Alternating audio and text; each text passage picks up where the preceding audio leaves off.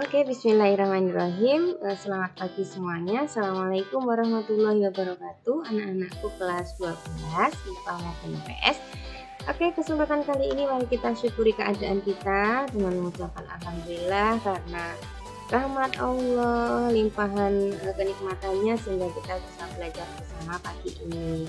Oke, untuk materi terakhir kelas 12, alhamdulillah kita sudah mencapai akhir dari materi yang sangat panjang sekali kita lalui ya anak-anak. Ya, terakhir adalah tentang peran Indonesia atau kontribusi bangsa Indonesia dalam perdamaian dunia. Luar biasa sekali.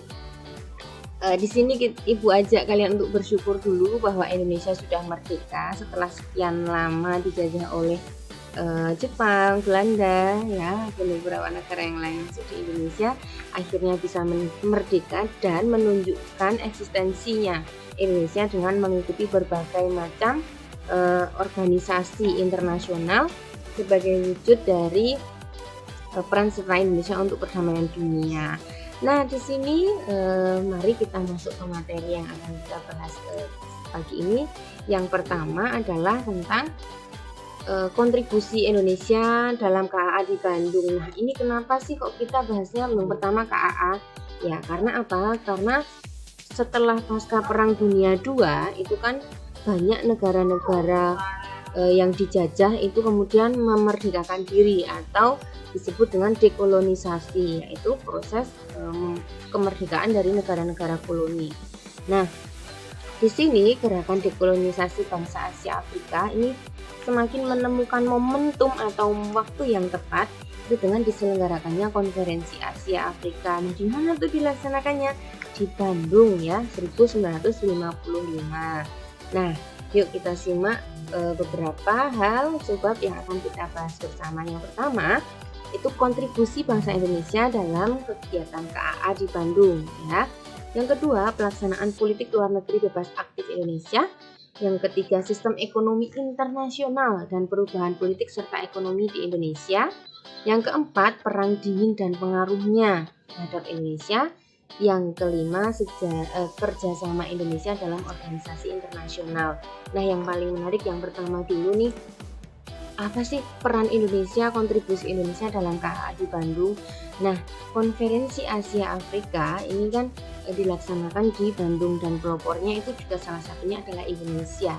Nah, di sini setelah dilaksanakannya konferensi Asia Afrika menghasilkan 10 poin penting yang menyebabkan se-Asia Afrika ini mencari jati diri dari bangsa mereka dan kemudian memerdekakan diri.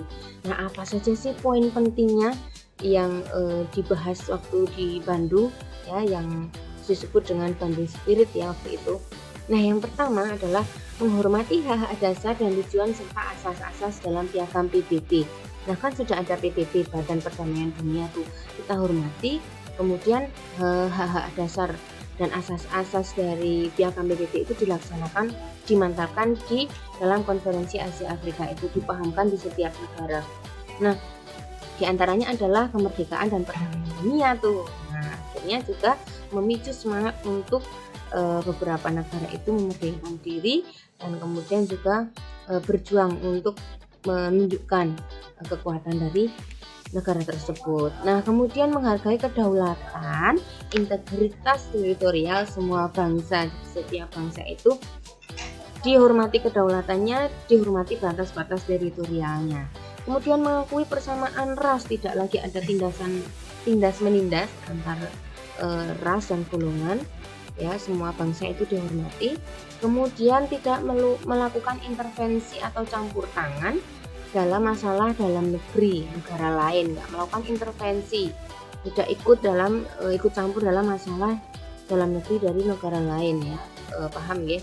Kemudian menghormati hak setiap bangsa untuk mempertahankan diri secara individu maupun secara kolektif. Jadi menghormati kalau bangsa itu punya hak untuk mempertahankan diri. Ketika dijajah, mempertahankan diri ya, di forum PBB, ditunjukkan secara dunia internasional bahwa memang sudah negara yang merdeka dan tidak boleh lagi ada tidak lagi ada penjajahan begitu. Kemudian tidak mempergunakan peraturan dari pertahanan kolektif untuk bertindak bagi kepentingan satu negara. Artinya di sini satu negara besar ya.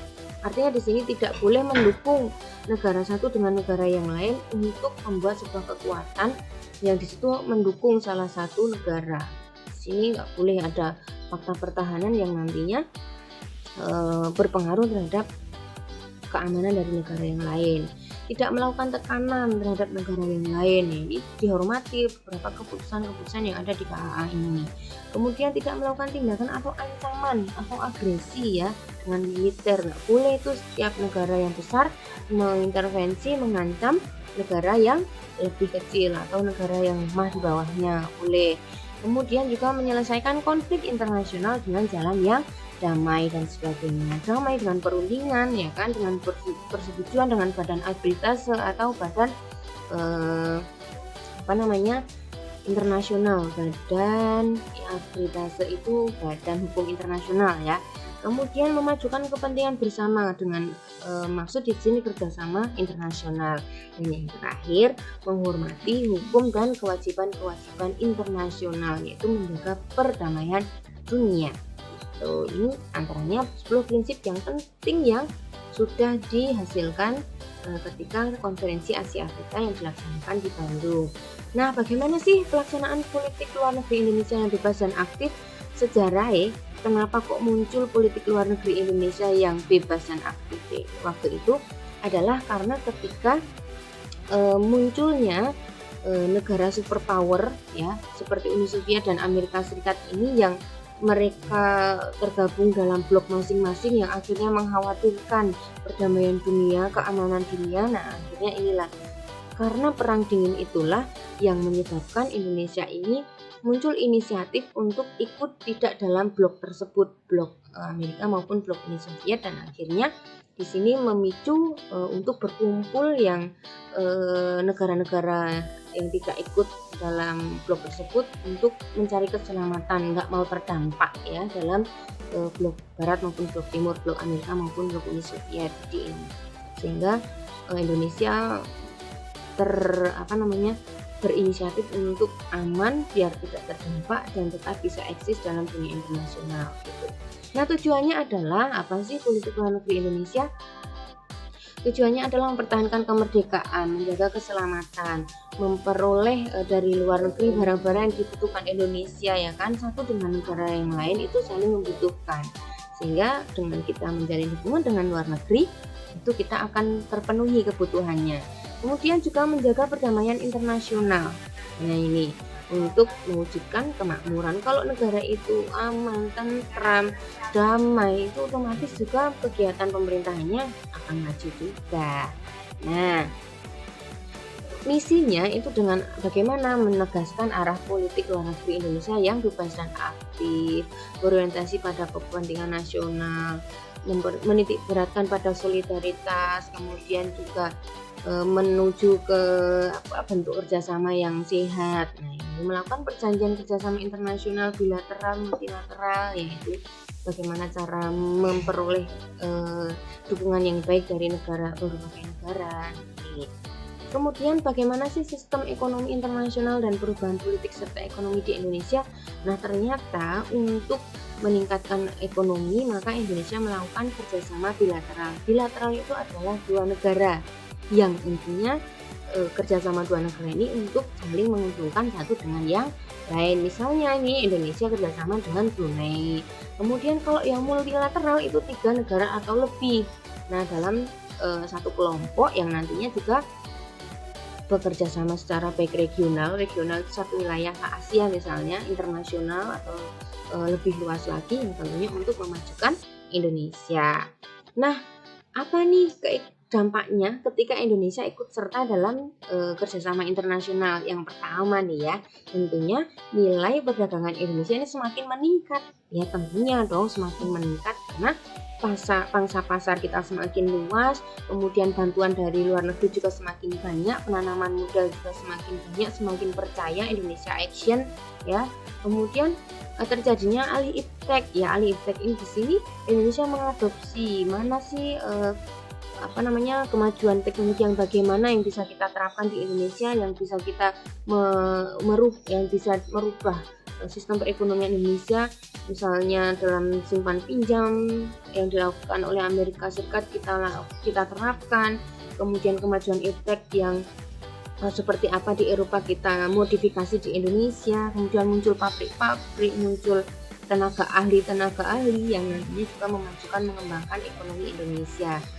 Kemudian di sini kita juga keuntungannya ketika berperan aktif di dunia internasional, kita mendapatkan bantuan dari luar negeri untuk pembangunan, kesehatan, dan sebagainya. Nah, ini juga Indonesia kan yang terakhir ini ya, dari sektor pariwisata kan terkenal tuh di Balinya, berbagai wilayah-wilayah yang menarik yang luar biasa di Indonesia ini kita tawarkan di dunia internasional, kemudian mereka tertarik untuk datang ke Indonesia. Ini juga sebuah pendapatan yang luar negeri dari potensi pariwisata Indonesia yang dikenalkan di luar negeri, itu tentunya juga akan menambah peningkatan bagi Indonesia. Nah, ini kita masuk ke perang dingin ya. Jadi munculnya perang dingin ini menyebabkan Indonesia juga terpengaruh. Nah, anak-anak tahu nggak sih ini apa sih sebabnya kok ada perang dingin? Yang pertama, perbedaan paham ya. Memang kalau Uni Soviet kan yang komunis, kalau yang Amerika di sini adalah liberal ya. Nah, bertentangan memang mereka ini. Nah, kemudian ada perebutan pengaruh yaitu perebutan di bawah Amerika itu ada negara-negara yang diajak, tapi juga di bawah Uni Soviet ini ada negara-negara yang diajak juga Uni Soviet termasuk komunis di bawahnya. Nah, posisi Indonesia nih ketika perang dingin, dan anak-anak kan tahu sendiri Amerika dengan bloknya, kemudian Uni Soviet dengan bloknya, negara-negara yang lain ini takutnya kena dampaknya nih, apalagi yang nuklir. Wah, luar biasa kan, jangan-jangan mereka mau bom-boman, mau bom Australia yang jadi temannya Amerika, terlebihnya di Indonesia, kan ngeri banget. Maka Indonesia nggak mau terdampak, negara-negara yang lain di sekitarnya juga nggak mau terdampak dengan kepentingan mereka, maka membuat gerakan non-blok ya di sini. Kemudian bagaimana sih penerapan politik luar negeri Indonesia bebas aktif masa perang dingin ya? Masa perang dingin Indonesia ini berusaha untuk menerapkan perdamaian dunia ya.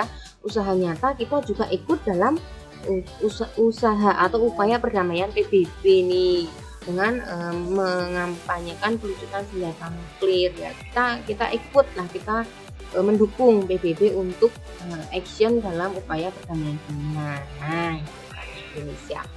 Next, kerjasama Indonesia dalam organisasi internasional, kita ikut PBB ya. Indonesia berperan dalam PBB. Ini masuk pada anggota PBB 27 Maret 1950. Kemudian Indonesia juga masuk dalam ASEAN.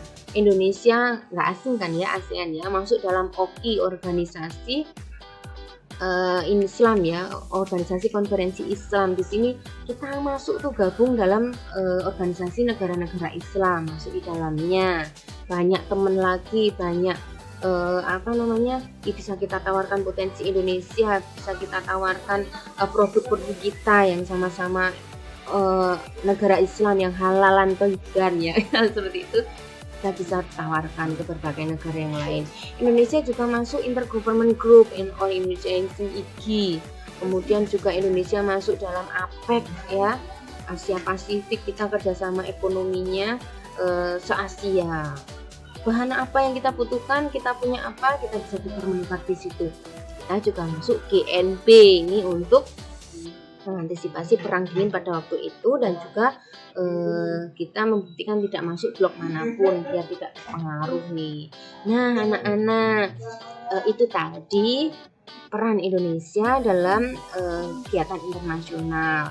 Kemudian juga upaya Indonesia untuk meningkatkan ekonomi, juga ada kerjasama bilateral, multilateral.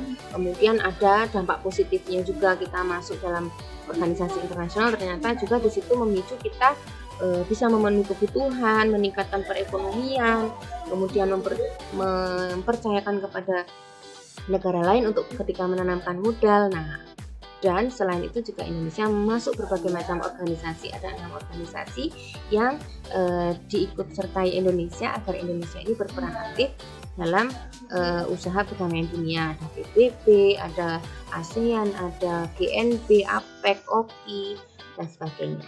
Oke, begitu anak-anakku, semoga anak-anak paham.